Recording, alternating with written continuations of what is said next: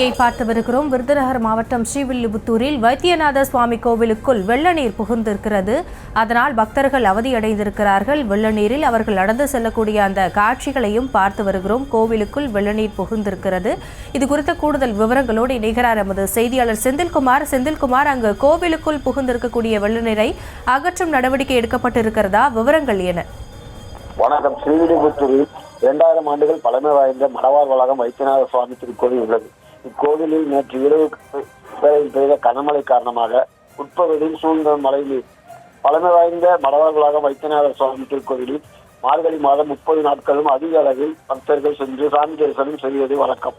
அதேபோல் இன்று அதிகாலை கோவிலுக்கு சென்ற பொதுமக்கள் பக்தர்கள் கோவில் உட்பகுதியான வைத்தியநாத சுவாமி சன்னதி மற்றும் சுவாமி அம்மா சன்னதியில் உள்ள கோயில் செல்லும் உட்பகுதியில் மழைநீர் சூழ்ந்து இருப்பதால் பக்தர்கள் கோவிலுக்குள் சென்று சாமி தரிசனம் செய்ய மழைநீரில் சென்று சாமி தரிசனம் செய்யும் பக்தர்களின் அவலநிலை கண்டு கொள்ளாத கோவில் நிர்வாகம் உடனடியாக மழைநீரை அகற்றி பொதுமக்கள் சிரமமின்றி கோவிலுக்கு செல்ல வேண்டுமென பொதுமக்கள் மற்றும் பக்தர்கள் கோரிக்கை வைத்துள்ளனர். ஆனால் இதுவரைக்கும் எந்த ஒரு ஏற்பாடும் கோவில் நிர்வாகத்தின் சார்பில் செய்யவில்லை என பக்தர்கள் குறை கூறுகின்றனர்.